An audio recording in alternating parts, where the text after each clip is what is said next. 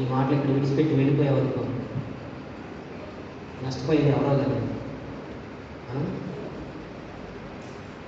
దేవుని మాటలు విడిచిపెట్టి విని ఈ చెవితో విడిచిపెట్టేవాడు వాడి జీవితంలో నష్టపోతాడు. దేవుని మాటలు విని మర్చిపోయేవాడు, ఎవడు దేవుని చిత్తాన్ని మరిచి స్వచిత్తంలో నడిచేటటువంటి ప్రమాదకరమైన పరిస్థితులు ఉన్నాయి. అందుకే ఈరోజు ప్రభు మాట్లాడుతున్న మాటలో నువ్వు మరిచిపోకుండా ఉంటే దేవుని చిత్తం తప్పి నీ చిత్తంలోకి వెళ్ళవు. నువ్వు వెళ్ళకుండా ఈ మాట నిన్ను కాపాడుతాయి. ఈ మాట నిన్ను కాపాడుతాయండి. ఈ మాట నిన్ను రక్షిస్తాయండి. దేవుని చిత్తంలో నుంచి నీ చిత్తంలోకి పోకుండా ఈ మాటలను మనసు పెట్టి వింటే, నీ హృదయంలో చేర్చుకున్నట్లయితే ఈ మాటలు నీతో మాట్లాడతాయి. దేవుని చిత్తం నుంచి నీ చిత్తంలోకి వెళ్ళేటప్పుడు అప్పుడు నీతో ఖచ్చితంగా మాట్లాడతాయి. నీ చిత్తంలోకి పోకుండా నిన్ను ఆపుతాయి, నిన్ను హెచ్చరిస్తాయి, నీకు మేలు చేస్తాయి. మర్చిపోయి ఉండేమనుకో పోతావు నీ చిత్తంలోకి. ఇక నీ బ్రతుకంతా వేదనకరమైనటువంటి బ్రతుకు. దేవుని చిత్తం మీరు పరిశుద్ధులుగా ఉండటమే, అనగా జాగ్రత్తములకు దూరంగా ఉండటమే దేవుని చిత్తం. ఇందుకే మీరు పిలువబడ్డారు.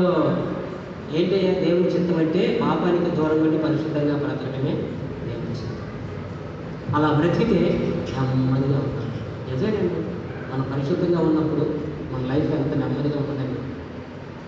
ఏమండి, వాళ్ళ గురించి ఇక్కడ అక్కడ మాటలు చెబితే నెమ్మది ఉంటుందా?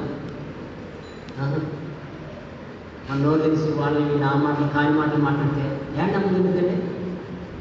పరిశుద్ధంగా బ్రతికే వారికి ఆ పీస్ఫుల్ లైఫ్, నా శాంతిని నేను వారికి అనుగ్రహిస్తూ ఉన్నాను. లోకం ఇచ్చినట్లుగా కాదు, దేవుడిచ్చే ఆ శాంతికరమైనటువంటి లైఫ్ మనం అనుభవిస్తామండి పరిశుద్ధంగా. అంటే దేవుని చిత్తానుసారంగా బ్రతికి. దేవునికి స్తోత్రం. హల్లెలూయా.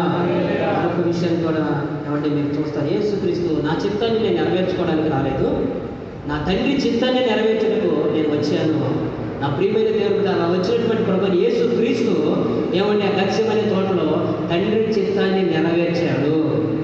ఆయన మనకి మాదిరి కనుక మనం కూడా క్రీస్తు వలె తండ్రి చిత్తమును చేయాలి, మన సొంత చిత్తం చేయకూడదు.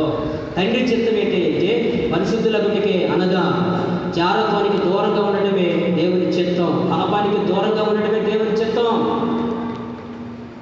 అలా బ్రతికే వారికి నెమ్మది కలిగినటువంటి జీవితం ఉంటుంది. దేవుని చిత్తాన్ని పక్కన పెట్టి స్వచిత్తంలో నడిచేవారికి ఏమంటే నెమ్మది ఉండదు, వేదనకరమైనటువంటి జీవితం. మరి ప్రభు అయినటువంటి యేసుక్రీస్తు ఏమంటే ఒక్క విషయంలోనే కదండి, అన్ని విషయాల్లో కూడా ఆయన దేవుని చిత్తమును చేసినటువంటి వ్యక్తి. చప్పలు కొట్టి దేవుని నామమున మహిమపడదాం. మొదటి దశలోనిక 5వ అధ్యాయము 16వ వచనం చదువుతారు. ప్రతి విషయమందును కృతజ్ఞతాస్తుతులు చెల్లించుట, ఈలాగు చేయుట యేసుక్రీస్తునందు మీ విషయములో దేవుని చిత్తము. దేవుని చిత్తం ఏంటంటే ప్రతి విషయంలో కూడా కృతజ్ఞతాస్తుతులు చెల్లించడము దేవుని చిత్తం. ప్రభు అయినటువంటి యేసుక్రీస్తు ఆయన శరీరధారిగా ఉన్నటువంటి దినాలలో మత్తయి సువార్త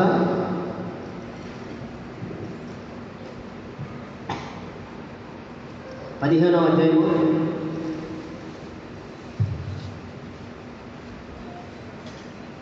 15వ అధ్యాయము 36 చదువుతారా? అప్పుడు ఆయన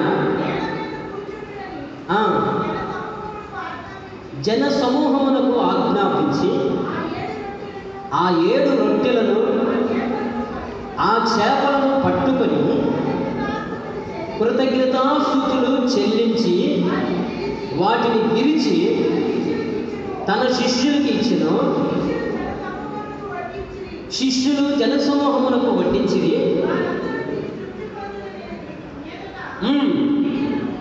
మిగిలిన ముక్కలు 7 గంపలు ఎత్తిరి. స్త్రీలను పిల్లలను కాక చాలు. కళ్ళపైకి ఎత్తిన చూడండి. దీన్ని వ్యాఖ్యానం చేసి నేను మీకు చెబుతాను. చూడండి, నా ప్రియమైన దేవుని బిడ్డలారా, దేవుని చిత్తము అంటే ఏమండి? పాపానికి దూరం నుండి పరిశుద్ధంగా బ్రతకటం నెంబర్ 1. అందుకే మనం పిలువబడ్డాం. రెండవది, ప్రతి విషయంలో కూడా కృతజ్ఞతాస్తుతులు చెల్లించండి. ఇలాగూ చేయక యేసు క్రీస్తు వలన దేవుని చిత్తము. యేసు క్రీస్తు విషయంలో దేవుని చిత్తం. దేవుని చిత్తం అంటే ఏంటి? ప్రతి విషయంలో కూడా దేవునికి కృతజ్ఞత కలిగి ప్రభువుని స్తుతించడము దేవుని చిత్తం. మరి యేసు క్రీస్తు తన చేతిలోనికి 7 రొట్టెలు కొన్ని చిన్న చేపలు తన చేతిలో ఉన్నప్పుడు వాటిని చూసుకొని ఇన్ని వేల మందికి ఇవి ఎక్కడ సరిపోతాయి అని భయపడ్డా? ఇన్ని వేల మందికి ఇవి ఎక్కడ పెట్టాలి అని చింతించాడా? దీనితో ఎవరి ఆకలి తీరుస్తామో అని ఆలోచన చేశాడా? చింతించాడా? సనిగాడా? లేదు. తినేవారు చాలామంది ఉన్నారు, తినవలసిన వారు. కానీ ఇక్కడ ఉన్నది వాళ్ళకి పెట్టడానికి ఏమన్నా ఒక్కరి మించి ఇద్దరికి సరిపోయినటువంటి పరిస్థితి. తినేవాళ్ళు చాలామంది ఉన్నారు, చాలనటువంటి కొంచెమే. అయితే అటువంటి పరిస్థితులలో చాలామంది ఈ కొంచెముతో ఏమండి ఎవరి ఆకలి తీర్చాలి, ఈ కొంచెముతో ఇంటి రెంట కట్టాలా, ఈ కొంచెముతో పిల్లలు చదివించాలా, ఈ కొంచెముతో మనం పోషించుకోవాలా, ఏది సాధ్యం, ఏది చేయగలము అని వారికి ఉన్నటువంటి కొంచెమును చూసుకొని ఈ విధముగా అనుకుంటూ ఉంటారు.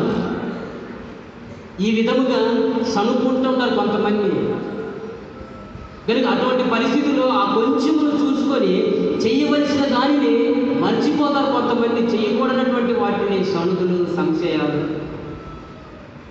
ఈ విధంగా నడిపించబడుతూ ఉంటారండి. అది స్వచిత్తం.